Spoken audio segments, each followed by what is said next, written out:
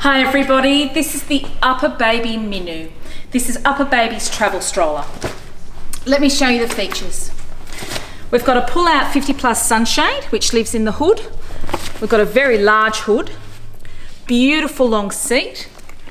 At the back of the Minu, we can pull that there and actually have the seat in a sitting up position. We have a lovely little basket underneath and very, very simple on-off brakes. The Minu also has suspension. Polyurethane rubber wheels gives a really, really nice ride. The other feature that's really lovely is our leather handles. On the handle here, we have a left and right button. So if you're left or right-handed, no problem. All you have to do to fold this pram, I'm right-handed, is to go to the right and squeeze.